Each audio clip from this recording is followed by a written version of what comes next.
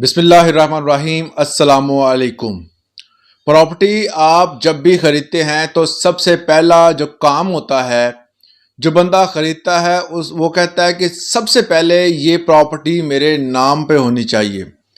इस वाले से बहुत सारे जो प्रोसेस हैं, जिसमें टैक्स का देना, जिसमें स्टैम्प ड्यूटी पे करना, एफबीआर के टैक्स पे करना और लोकल कमीशन के जो भी टैक्स होते हैं उनको पे करना, इन तमाम चीज़ों में खर्चा आता है। और आप एल कमीशन के थ्रू करवाते हैं या रूबरू करवाते हैं या आप जाकर डायरेक्ट इंतकाल करवाते हैं।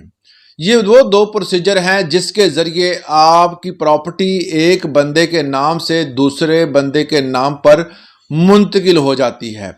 सबसे पहले मैं आपको ये समझा दूं कि रजिस्ट्री क्या होती है और इंतकाल क्या होता है। Registry basically registered sale deed होती है। जब भी कोई बंदा कोई प्रॉपर्टी खरीदता है तो वो प्रॉपर्टी खरीदने के बाद फौरी तौर पर उस प्रॉपर्टी को अपने नाम पर ट्रांसफ़र करना चाहता है। उस हवाले से स्टैम्प ड्यूटी पे करता है और उसके ऊपर जो सेल डीड लिखी जाती है कि कहाँ पर ज़मीन वाक़या है, कितनी है, उसके राइट क्या है, लेफ़्ट क्या है, हदूद अरबा, और मुकम्मल तौर पर उसकी लिखाई पढ़ाई के बाद गवाहान की मौजूदगी में उनके CNAC नंबर हर चीज़ लिखने के बाद वो प्रॉपर्टी आपके नाम पर ट्रांसफ़र की जाती है। अब इसके दो तरीक़ाकार होते हैं, एक होती है रजिस्ट्री रूबरू, एक होती है LA कमीशन के थ्रू। LA कमीशन के थ्रू मतलब ये होता है कि सब रजिस्ट्रार या तहसीलदार या नायब तहसीलदार, इनमें से किसी के पास भी अगर अख्तियार है, नायब तहसीलदार मोस्टली जो इसके पास अख्तियार होता है, तो वो एक अपॉइंट करता है दो बंदों को जो उस तहसीलदार की तरफ से जाते हैं उस बंदे के घर या उस बंदे के ऑफिस, जहां भी वो टाइम दे, तो वहां जाकर गवाहान की मौजूदगी में वो बंदा जिसने खरीदी है वो पैसे देता है जिससे खरीदी है। तो दोनों को दरमियान जो पैसों का तबादला, मतलब वो उससे पैसे देता है, वो उसको प्रॉपर्टी साइन करके दे देता है। उसके बाद चंद दिन बाद आपको प्रॉपर्टी मिल जाती है। यहाँ आप डायरेक्ट करवाते हैं तो आप तहसीलदार या सब तहसीलदार के ऑफिस जाएंगे, वहाँ पर जाकर आप उनके सामने वो पूछते हैं जी आपने पैसे दे दिए? हाँ जी हमने दे दिए। दूसरा बंदा कहता है जी मैंने वसूल पा लिए। फिर वहाँ पर दस्तखत होते हैं, साइन अंगूठे होते हैं और वो प्रॉपर्टी आपके नाम पर ट्रांसफ़र हो जाती है। इसको कहते हैं रजिस्ट्री करवाना। ये एक ऐसा टाइटल ऑफ डॉक्यूमेंट तैयार हो गया है जिससे पूरी की पूरी मलकियत जो है उस बंदे की जिससे आपने खरीदी है उससे आपके नाम पर ट्रांसफ़र हो गई है। उसके बाद इंतकाल होता है। इंतकाल की फ़ीस भी तकरीबन 500 रुपये होती है और वो आप अदा करते हैं और उसी रजिस्ट्री की बेस पर ही वो इंतकाल होता है। अब रजिस्ट्री बेहतर है या इंतकाल बेहतर है? डायरेक्ट इंतकाल और दूसरा इंतकाल जो मैंने बताया उसमें थोड़ा सा फ़र्क है। वो इंतकाल रजिस्ट्री की बेस पे होता है जो मैंने पहले बताया है। अब जो इंतकाल मैं बताने लगा हूं ये डायरेक्ट इंतकाल है। आप रजिस्ट्री नहीं करवाते, आप रेवेन्यू डिपार्टमेंट में जाते हैं, वहां पर जाकर बताते हैं जी हमारा जो फलां बंदा है इससे मैंने फलां प्रॉपर्टी ले ली है या हमने इतने पैसे ले लिए, उसके इवज़ ये प्रॉपर्टी दे रहे हैं हम। तो जब वहाँ पर आपके नाम पर जो ज़मीन थी उसकी मलकियत उस रजिस्टर से तब्दील करके आपके नाम पर की जाती है। आप ये समझ रहे होंगे कि क्या रजिस्ट्री पर जितना खर्चा आता है उससे कम खर्चा आता होगा इंतकाल पे? ऐसा बिल्कुल भी नहीं है। जब ऐसा होता है तो आपको वो तमाम टैक्स जो आपने रजिस्ट्री के दौरान देने थे उसी तमाम टैक्स, FBR का टैक्स, उसमें होता है जो स्टैम्प ड्यूटी का टैक्स, जो लोकल कमीशन होती, लोकल लेवल पर जो टैक्स होते हैं, डिस्ट्रिक्ट लेवल पे वो तमाम टैक्स आपने अदा करने हैं।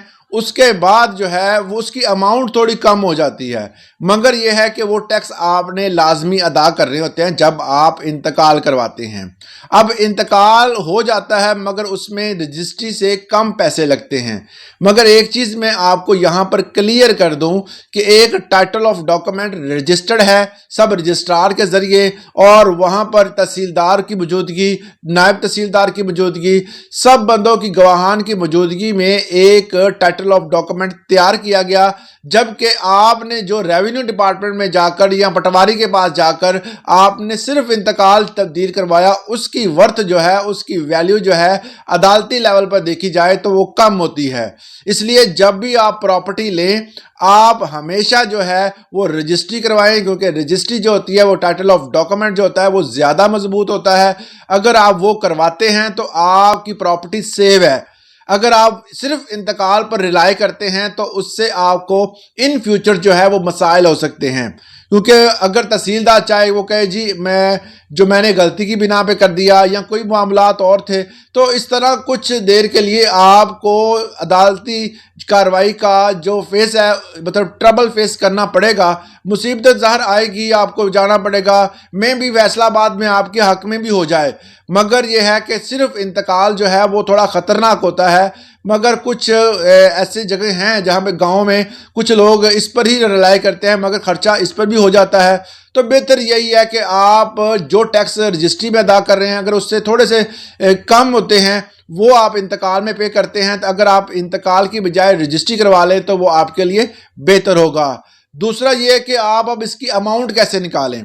अगर आपने रजिस्ट्री करवानी है, उसकी अमाउंट निकालने के हवाले से कि आपकी डिस्ट्रिक्ट लेवल पर फलां जगह पर फलां प्रॉपर्टी है। अब देखें, हर जगह पर डीसी रेट जो होता है, गवर्नमेंट का एक रेट होता है जिसकी बिना पर वो टैक्स वसूल करता है। अब हर जगह पर मैं आपको नहीं बता सकता कि फलां जगह पर कितना है। मैं आपको इसका तरीकाकार बता देता हूं कि किस तरीके से आप किसी भी प्रॉपर्टी का जो मुकम्मल खर्चा है वो निकाल सकते हैं। मैंने इस हवाले से एक वीडियो बनाई है, पूरा प्रोसीजर उसमें बताया है कि आप किस तरह वेबसाइट पे जाकर रेवेन्यू डिपार्टमेंट की, वहां पर जाकर अपनी प्रॉपर्टी की तफसील देंगे, वो आपको मुकम्मल तौर पर इसका खर्चा जो है वो निकाल कर डीसी रेट के मुताबिक बता देंगे कि आपकी प्रॉपर्टी पर कितना खर्चा आना है।